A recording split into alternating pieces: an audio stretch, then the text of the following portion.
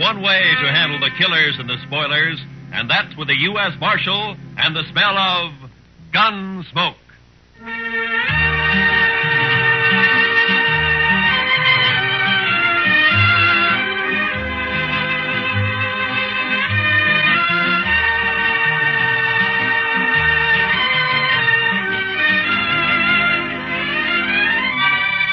Gunsmoke, starring William Conrad. The story of the violence that moved west with young America. The story of a man who moved with it. Matt Dillon, United States Marshal.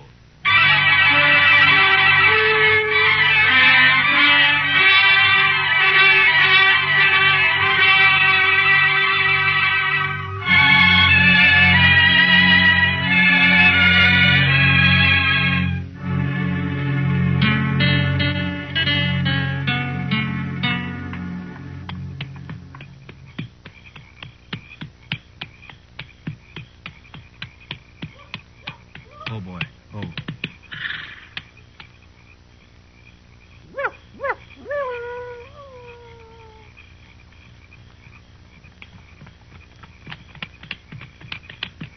Wild Hog? Wild Hog, that you? Wild Hog, you there? Who are you? Put that spear down. Listen, Wild Hog and me are friends, big friends. You make much noise. You're Cheyenne, ain't you? You must be with Wild Hog. What name, you white man? I'm Ord Spicer. Ord Spicer, you hear? You bother me and you'll be in big trouble with Wild Hog. No trouble. Tell these other redskins to put their spears down. I need more room. Come, white man. Are you with Wild Hog or ain't you? Much talk, come.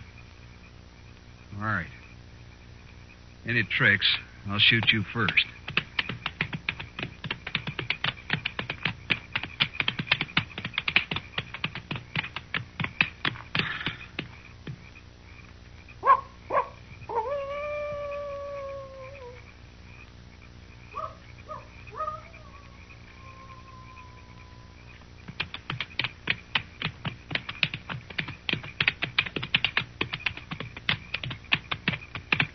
No one around here.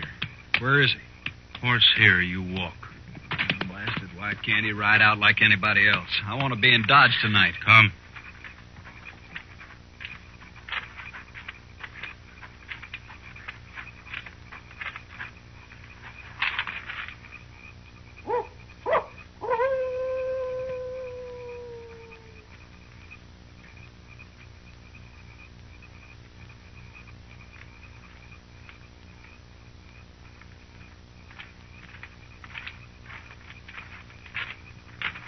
Wild Hog?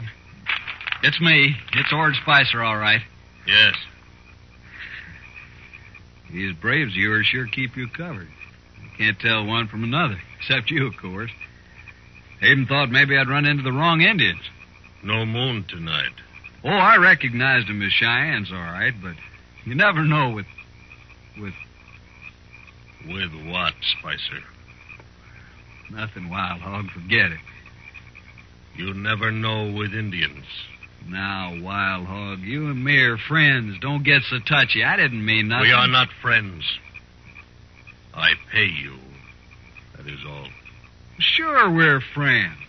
You're about the most educated Indian I ever met, that's why. I learn only English from the white man. Nothing else. Well, you sure had a good teacher, fella. General Custer, many bitter moons ago. I was a scout. Don't matter. I never heard of him. He was killed. Well, that's nothing to do with me. You got the money, Wild Hog? Yes. Here. $500. 500? Our deal was for 1,000. You will get the rest later. But I'm running a big risk for you Cheyennes. This is mighty dangerous work, Wild Hog. It will be even more dangerous if we do not meet again, Spicer.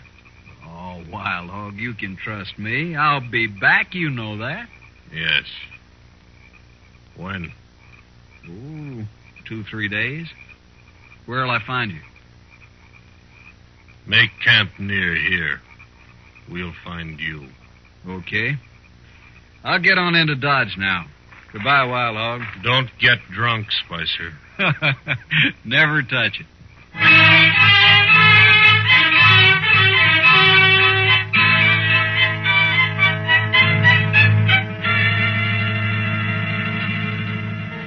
Hey, bartender, set out another bottle of whiskey for me and my friend.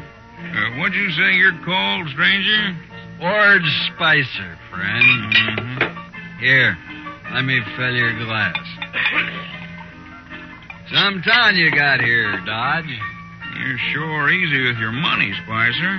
Nothing's too good for my friend. Say, what name you go by anyway? You got a lot of money, Spicer. Sure, I got money. I'll have more soon. You must have hit it rich, huh? Sure, I hit it rich. Easy money, friend. Easy money.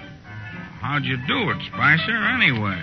Friend, I live like a gambler.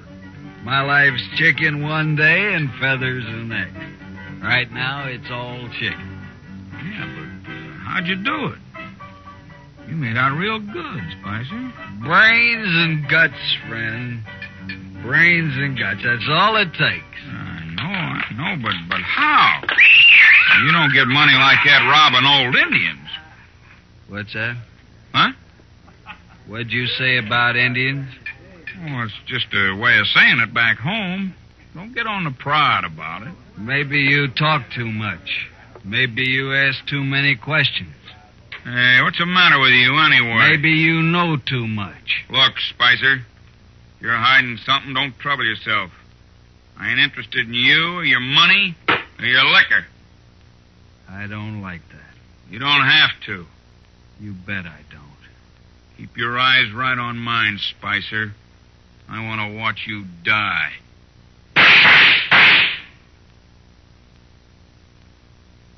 Spicer.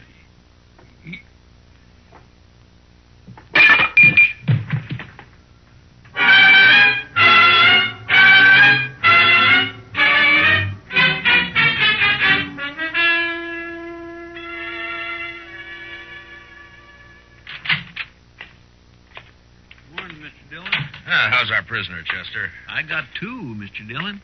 You got two? Yes, sir. There's that Ord Spicer fella you locked up, and then there's a drunk who tried to buffalo me after you went to bed. No? Did you have any trouble with him? A little, Mr. Dillon. He tried to hit me on the head with his 6-gun. Well, you look all right. Oh, he didn't do it, sir. I bit his thumb and kneed him at the same time. Well, that's quite a trick, Chester. You must have been practicing. No, sir, I haven't been practicing. But I had it all thought out. I see. All right, let's turn Spicer loose. I'll go get him, Mr. Dillon.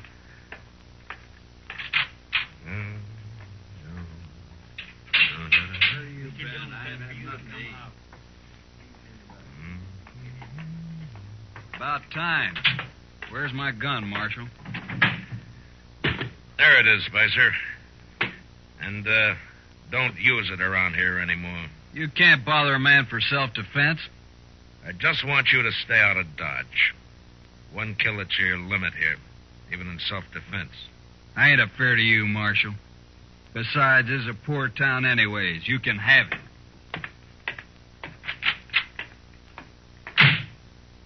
My, that man would kick a hog barefooted. He sure would, Chester.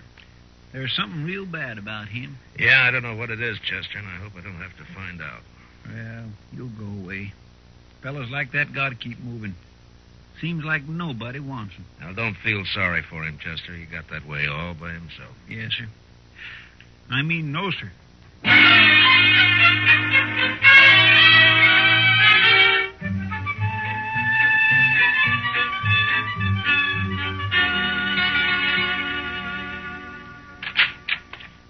Morning, Marshal.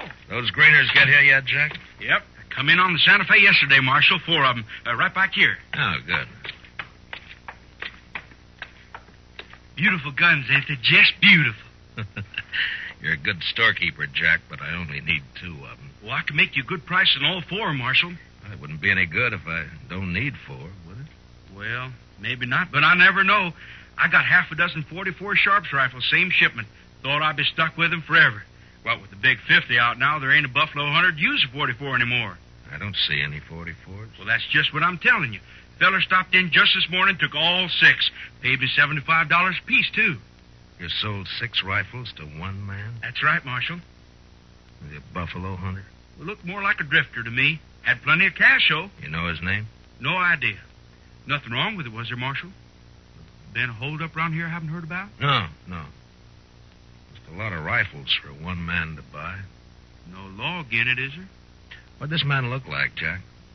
Tall, skinny, kind of mean face. Mm-hmm. Did he wear 1 6-gun with black grips? Yeah. Come to think of it, he did. You know him? Yeah. Ord Spicer. He killed a man last night. Spoke with him. Well, now I heard about that shooting. What do you suppose he's up to now? Where'd he go? I wouldn't know it. Packed the rifles on a mule and rode out of town. You going after him, Marshal? No. It's like you say, Jack. There's no law against a man buying all the rifles he wants. Seems strange, that's all. Well, let's settle on the price for those greeners, huh?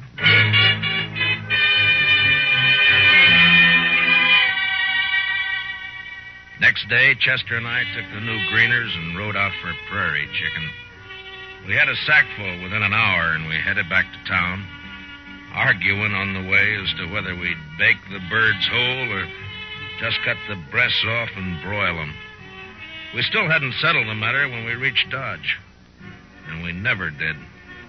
The stage from Hayes City had arrived half hour before, bringing with it the bodies of 2 men found alongside the road. They were just laying there, Marshal, about 5 miles back. Both shot dead, but I thought I'd better bring them in anyway. Did you recognize them, Pete? No, Marshal, I didn't. The doc says they're a couple of riders from the T-Bar outfit. Yeah. He got them up in his office now. You bringing their horses? No sign of a horse, but there was an awful lot of tracks around. All right.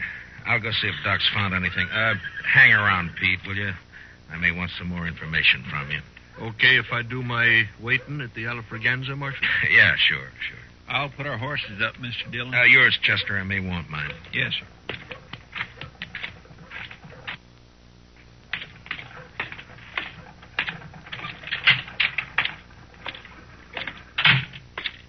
Oh, hello, Marshal. Just finishing up here. Be right with you. How'd they die, Doc? Well, they got half shot and then shot dead, Marshal. Yeah, I know, but is there any way of telling if maybe they killed each other? That does it. No, there is, Marshal, but I'd be mighty surprised if they did. What do you mean, Doc? Well, they were cowboys, Marshal. Cowboys just don't generally carry buffalo guns. Here, take a look. What? I dug some of these out of each of them. Those are slugs from a Sharp's rifle, Marshal. Yeah, sure are. Mm-hmm. That one's the best I found right there. Mm-hmm. What caliber did you say this is, Doc? Oh, I'd guess 44. 44 Sharps. Mm-hmm. Not many 44s in use around here since the big 50 came on. I know a man with 6 of them, Doc. What do you think of that? I'll let you know when I get back. So long, Doc.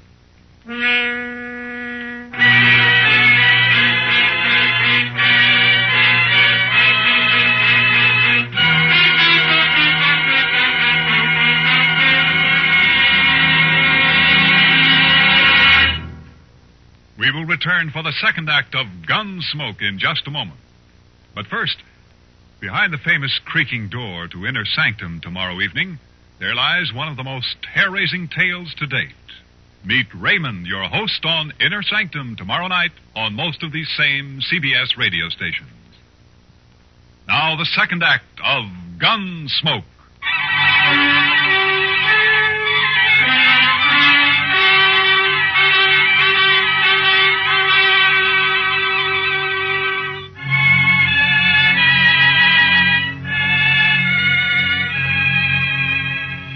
The stage driver rode with me back to where he'd found the bodies, and from there I rode on alone. It was an easy trail at first. There must have been more than a dozen horses running together. Long toward dusk, however, they suddenly split up, and I was faced with two different trails to follow. I made a gambler's choice and rode harder than ever. There was only an hour of light left to track by when my horse stepped into a prairie dog hole, snapped his leg, and went over hard. My head glanced off a rock. There was a shower of light, and nothing.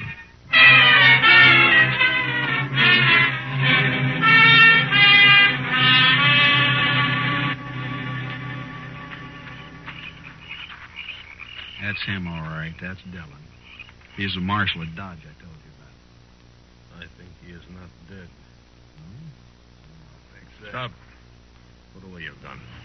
But you can't let him live. He'd kill us, all right. I'm going to kill him anyway. You'll die for it if you do. Okay. You're the boss. But you'll wish I'd shot him. He is coming to now. We take care of him our own way. White Cloud, pick up his guns. Yeah, he isn't hurt. Just knocked out, that's all. Indians. Cheyennes. I'm no Indian, Marshal. Spicer. Yeah. Sure. No tricks now, Marshal. These redskins will shoot you to pieces. Yeah. Are those new Sharps 44s you bought them, huh, Spicer? It's no business of yours, Marshal. Not now. You're through. You're all the way through. Spicer, you're under arrest. What? I said you're under arrest. No, Marshal, what are you arresting me for? Not that it matters much. For selling guns to Indians and on suspicion of murder. All right, so I'm under arrest, but, Marshal, I want to ask you something. Yeah. How are you going to take me in, that's all? Just how are you going to manage? I'll worry about that. You sure will. Come on, Wild Hog, let's shoot him and get it over with. This is a man of much heart. I admire his courage. To stand with death on all sides and arrest a man. No, we will not kill him. Not yet. But you can't take him with us. White Cloud, give him a horse. Come.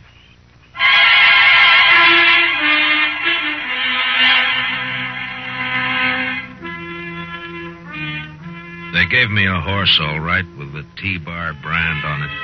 But I was surrounded by 6 armed Indians and a no-good white who'd shoot me any time he thought he could get by with it. Wild Hog rode up ahead, leading the party northwest, apparently to rendezvous with a bunch that had split off from this one. Spicer stayed right alongside of me. Well, am I still under arrest, Marshal? You're still guilty, aren't you? Sure. I'll admit it. Don't matter, being as how you'll never see Dodge again or any other place. What are you doing with these Cheyennes here anyway, Spicer? I got a deal with Wild Hog, Marshal. Real good deal. Killing white men, part of it? They don't need any help there, Marshal. They like to kill white men. Maybe they'll kill you before they're through. No, I'm too valuable to them. They like me. No? Now, why would they like you? Well, they didn't at first, but I talked them into it. Talked Wild Hog into it. He's a smart fella, that Indian. Saw right away what I could do for him. Like buying those rifles. What else did you do for him? Well, I stopped those 2 riders with the horses. Told them I was sick. Got them off guard. Those Cheyennes were on before they could move. It was real easy.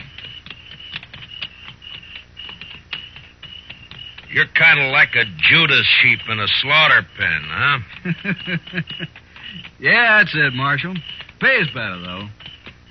I got $500 coming as soon as we find a ranch or 2 to raid. I see. Pretty good deal, huh? You know, I think a lot more of these Indians than I do of you, Spicer. I don't like that, Marshal. At least they got an argument on their side. But you're just a renegade white. I'll kill you for that, Marshal. Now, shut up. All right, you've asked for it. Shoot me and Wild Hog will split you wide open, Spicer. Besides, he's spotted the rest of his party up there. Huh? Oh, yeah. All right for now, Marshal. But I'll see you dead.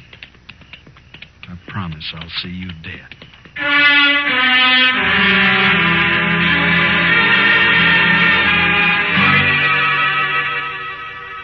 I was still alive 2 days later when we crossed the Smoky Hill River about 100 miles northwest of Dodge.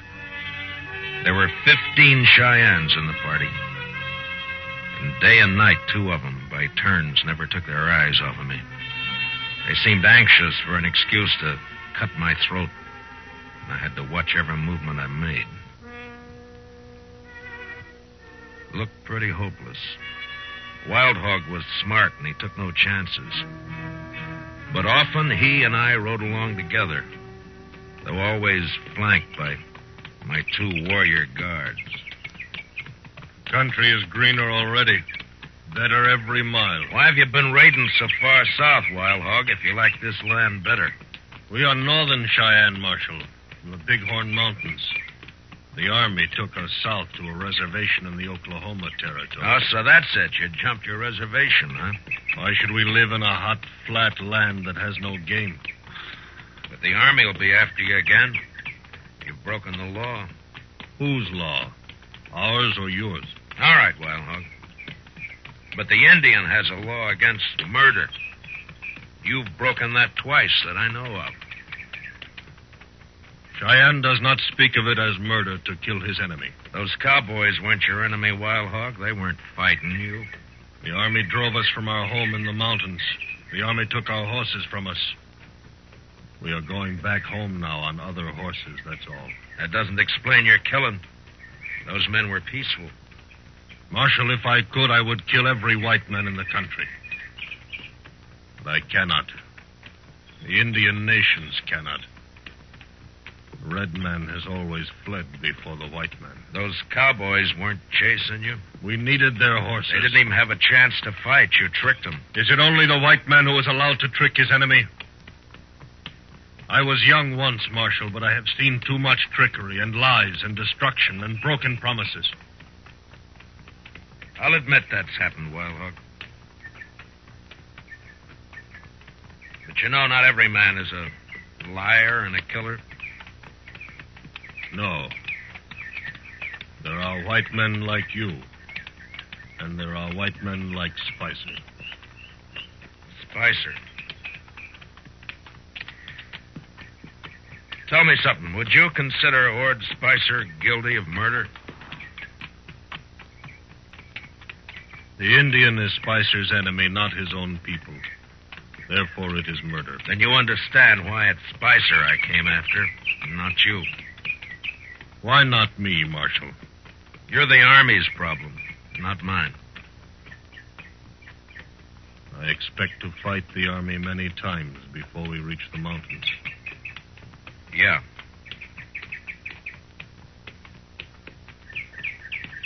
What are your plans for me, Wild Hog? I have been thinking. Yeah? I do not know yet. Well, what about Spicer? Spicer works for me. Why should I think about him? Then you're not as smart as I figured. All right, Marshal. I do not trust Spicer. He is a traitor to his own people and only for money. I have rifles now and enough horses. I do not need Spicer. You're going to kill him? Why not? He is only another white man. You said yourself you can't kill all the white men. If you were free, Marshal, you would take him back and let other white men kill him. What difference how he dies? Makes a difference to me, Wild Hog. I'm a lawman. I may have to kill you, too. You're a hard man to be friends with.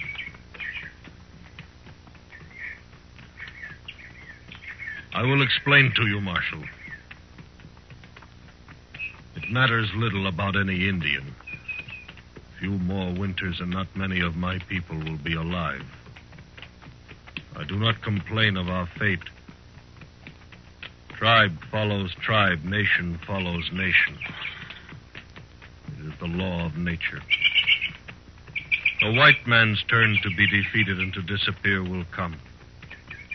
It is just a matter of time. And so we may be brothers after all, Marshal. I'm not sure I believe all of that, Wild Hog. Of course not. Still, I recognize you as a warrior among your people, as I am a warrior among mine.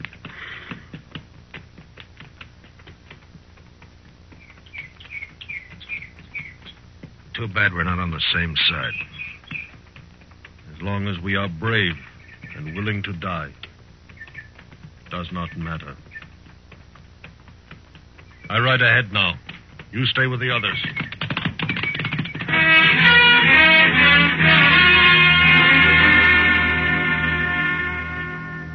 That night, we reached the North Fork of the Solomon River and camped with the shadow of low hills not many miles ahead.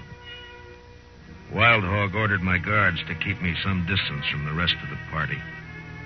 So I pulled up some buffalo grass and bedded down on it early. I watched the stars until sleep came.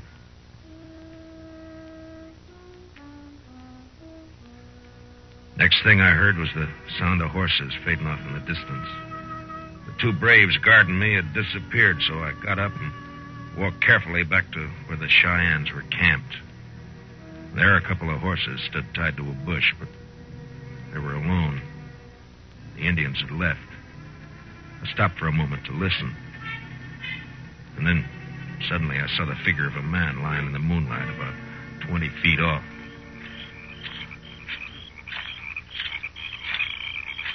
Spicer?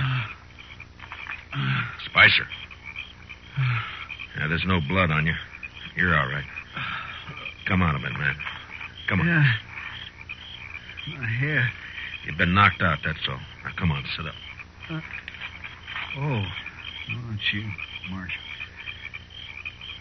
What happened? Where are they? Where's Wild Hog? They've gone.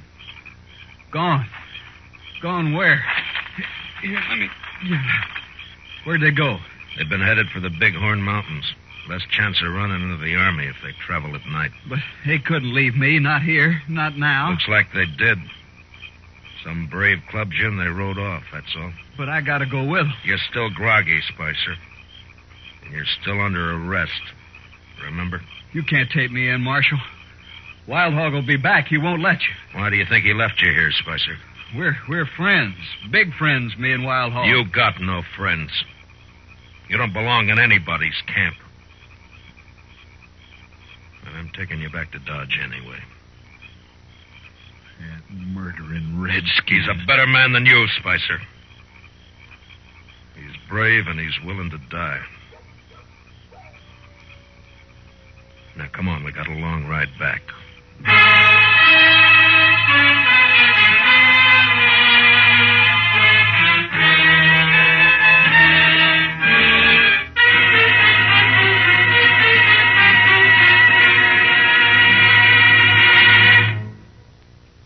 Gunsmoke, under the direction of Norman MacDonald, stars William Conrad as Matt Dillon, U.S. Marshal. Tonight's story was specially written for Gunsmoke by John Meston, with music composed and conducted by Rex Corey. Featured in tonight's cast were Harry Bartell, Larry Dobkin, Herb Vigran, and Jack Crucian. Parley Bear is Chester, and Howard McNear is Dark. Join us again next week as Matt Dillon, U.S. Marshal, fights to bring law and order out of the wild violence of the West in Gunsmoke.